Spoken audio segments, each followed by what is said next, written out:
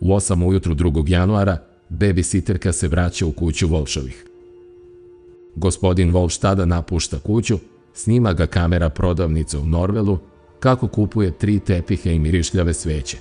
Babysitterka koja je bila angažovana do kraja te nedelje primetila je da su tepisi u prizemlju zamenjeni kao i kuhinjska kanta za smeće. Gospodin Walsh se vraća iz prodavnice Home Goods, a najstarije dete u tom vremenskom periodu pronalazi svoj izgubljeni telefon kod brata u sobi. Međutim, iPad najstarijeg deteta nastavlja one pretrage na internetu na temu koliko dugo se čuvaju snimci nadzornih kamera.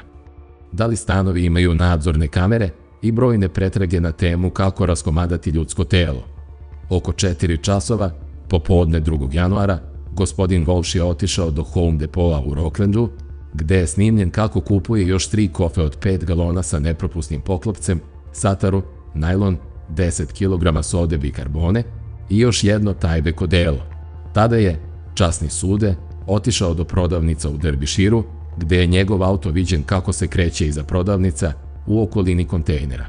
A zatim se vraća do tih prodavnica i vidimo ga u lokalnom restoranu kako kupuje hranu.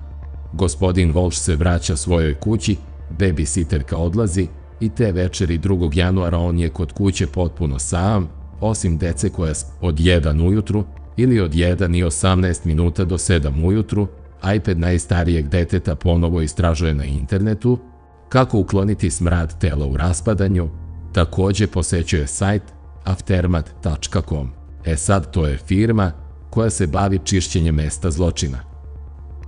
Takođe je pretraživano kako se može detektovati krv i kako ukloniti mrlje od krvi sa betona.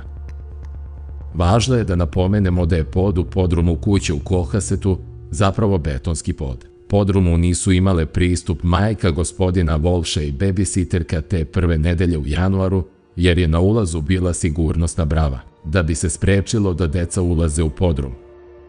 Dana 3. januara, gospodin Walsh je odveo decu u vrtić sa dnevnim boravkom i vratio se svojoj kući. U 8:30 tog jutra, gospodin Walsh prvi put poziva broj svoje žene i niko se ne javlja. Uradit će ovo još 3 puta, sve do 2:30 popodne tog dana. U 10:30 3. januara, gospodin Walsh piše poruku prijateljici Ane Walsh u Washingtonu i pita je da li je videla Anu. Tog 3. gospodin Walsh nije pokušao da kontaktira policiju, bolnice, aerodrom, taksi, njen posao, a sve u cilju lociranja Ane Walsh. Popodne tog dana, gospodin Walsh je posetio 3 različita stambena kompleksa u Amitonu i 1 u Brocktonu. Video nadzor ovih stambenih kompleksa snimio je gospodina Walsha u okolini kontejnera. Na jednom snimku se vidi kako gleda u kontejner ne stavljajući ništa u njega. Na sledećem se vidi kako uzima neke predmete iz svog džipa u blizini kontejnera, a na 3. se vidi gospodin Walsh kako ubacuje veliku kesu koja je na izgled teška u kontejner. A 4. januara, u 10:40 ujutru, osoba koju je gospodin Walsh pisao dan ranije, šalje mu odgovor i pita da li se čuo sa Anom. 10 minuta kasnije, gospodin Walsh zove firmu u kojoj Ana radi u Washingtonu i prijavljuje njen nestanak. A 5 minuta posle toga odgovara onoj osobi i kaže: prosledio sam ovima na njenom poslu. U 10:30 zovu ga ljudi sa Aninog posla i započinju proces pronalaženja gospođe Walsh. Nakon razgovora sa gospodinom Walshem, zaposleni u firmi Tishman Speyer kontaktiraju njihove lokalne i nacionalne kancelarije, počinju da šalju elektronska pisma, čak odlaze do njene kuće u Washingtonu da provere da li je Ana tamo. Zovu i bolnice. Tokom tih razgovora, oni su ohrabrivali i podsticali gospodina Walsha da prijavi Anin nestanak u policiji. A otprilike oko 11:40 ujutru, 4. januara, obezbeđenje firme Tishman Speyer obaveštava policiju. To je prvi put da je policija dobila prijavu da je Ana Walsh nestala. Pripadnici Cohassetske policije su otišli do kuće gospodina Walsha tog dana otprilike oko podneva i on im je ispričao kako je njihov gost posle večere otišao kući 1. januara i objasnio je policiji kako je Ana Walsh njemu saopštila da mora hitno nazad u Washington zbog situacije na poslu, te da je otišla oko 6 ujutru. Takođe je opisao policiji kako je bila obučena u crni kratki kaput, plavo-sive Hunter čizme i nosila je crnu Prada torbicu. Takođe je napomenuo policiji da je njegovo najstarije dete videlo kako Ana Walsh ulazi u taksi tog jutra. Od tog trenutka policija pokušava da pronađe Anu Walsh, kontaktirajući avioprevoznike, taksi službe, Uber, a i putem mobilnog operatera. Do 5. januara policija je ustanovila da Ana Walsh nije uzela let do Vašingtona putem aviokompanije JetBlue kao obično, a imala je povratnu kartu za 3. januar. Takođe su utvrdili da ona nije napustila državu letom sa Logan aerodroma. Saznali su da nije koristila Uber i kontaktirali su lokalne taksi firme i nijedno vozilo nije bilo naručeno za tu adresu.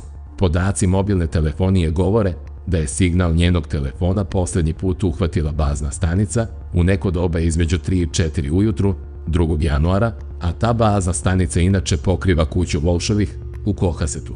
A 5. januara policija Cohasseta obaveštava državnu policiju da im je potrebna pomoć u istrazi. Pa je policija države Massachusetts obavestila i angažovala velike ekipe policajaca da dođu i pomognu u pretrazi terena, što je podrazumevalo sistem za pretragu okoline, tim za potrebu u šumi i ronioce koji su pretražili bazen. Državna policija i policija u Cohassetu su poslale svoje operativce u Washington u cilju pronalaženja Ane Walsh. Otprilike oko 9:30 ujutru, 5. januara, dok sve ove ekipe obavljaju potragu, optuženi se odvozi do stambene zgrade gde živi njegova majka u Swampscotu, a njegov telefon kroz mobilne podatke o lokaciji pokazuje da se nalazi u blizini kontejnera te stambene zgrade. Gospodin Walsh je razgovarao sa inspektorima kasnije te iste večeri i opet im je ispričao istu priču o Aninom hitnom odlasku za Washington, opisujući šta je imala na sebi od odeće: crnu Prada tašnu, kratki crni kaput, Louis Vuitton vikend torbu, Hunter čizme i sat marke Erme. 6. januara inspektor je ponovo pričao sa gospodinom Walshem i on je pristao da se uzmu svi digitalni uređaji iz njegove kuće, detetov iPad i mobilni telefon, a i njegov mobilni telefon. Od 6. do 7. januara istražitelji su downloadovali i pretražili sva ova 3 uređaja. I radeći na tome, oni su videli istoriju internet pretraživanja na iPadu i podatke o lokacijama na 2 mobilna telefona. Postalo je jasno u tom trenutku, a i još od 5. na 6. da je optuženi očigledno govorio neistinu o tome gde se nalazi gospođa Walsh, a takođe i neistinu o svom kretanju. A 6. je, časni sude, samo da vas podsjetim, optuženi rekao da je posetio prodavnicu CVS i Whole Foods u okolini Swampscota. Službenici policije su otišli u obe prodavnice i nisu ga pronašli na snimcima nadzornih kamera u te 2 prodavnice. A dana 8. januara pripadnici policije u Cohassetu pripremili su nalog za pretres kuće i auta gospodina Walsha i u toku 2 naredna dana započeli su proces pretrage i auta i kuće. U podrumu kuće, časni sude, pronađene su mrlje nalik na krv. I dodatnim testiranjem je utvrđeno da to jeste krv. To važi za većinu mrlja. Dok se za jednu od njih u laboratoriji ispostavilo da nije krv. Volvo Jeep gospodina Walsha takođe je testiran na prisustvo krvi i test je bio pozitivan. Krv je pronađena na ručkama za podešavanje sedišta vozača, na patosnicama putničkih sedišta i u samom prtljažniku automobila. A 8. to jest do 8. januara, časni sude, svi oni kontejneri za koje je policija ustanovila da ih je gospodin Walsh posećivao, ako izuzmemo da je išao do kontejnera u Swampscotu 5. januara, bili su ispražnjeni i odneseni u CMS. CMS je veliko postrojenje za spaljivanje otpada. U tom postrojenju sadržaji kontejnera bivaju isečeni i spaljeni. Ovaj proces se odvija 24 časa bez prestanka i do 8. januara sav sadržaj kontejnera bio je spaljen, ostao je samo pepeo. Međutim, policija je uspela da stigne na vreme do kontejnera u Swampscotu. U tom kontejneru policija je pronašla ove stvari, uključujući i set ključeva za Volkswagen, Aninu potvrdu o vakcinaciji, Erme sat identičan onom koji je nosila Ana Walsh, plavo-sive Hunter čizme, crnu Prada tašnu i kratki crni kaput. Takođe su u kontejneru, časni sude, pronađeni tepisi koji odgovaraju onima koji su se nalazili u dnevnoj sobi i kuhinji. Na ovim tepisima je bilo mrlja nalik na krv, a deo specifične Gucci ogrlice koju je Ana nosila nađen je na jednom od ovih tepiha. U kontejneru je bilo više artikala, poput onih koje je gospodin Walsh kupio u Lowesu. U to spada Tyvek odelo, izdržljiva Lennox testera, čekić, satara i klješta. Inače, satara je kupljena u Home Depotu. Tyvek odelo je imalo mrlje nalik krvi na spoljnoj strani, te mrlje su testirane i u laboratoriji je potvrđeno da sadrže DNK Ane Walsh, a testera, na kojoj je bilo nekoliko mrlja nalik na krv na različitim mestima, kad je rastavljena, sa nje je izuzet mali deo kosti. Svi ovi predmeti su izuzeti i testirani na prisustvo DNK. Takođe, tokom istrage, utvrđeno je da je tokom 2021. godine Ana Walsh potpisala polisu osiguranja od $2,2 miliona, koje po njenoj smrti nasleđuje Brian Walsh, a kao rezultat zaposlenja u Tishman Spireu imala je dodatnu polisu od preko $400.000, koju takođe nasleđuje Brian.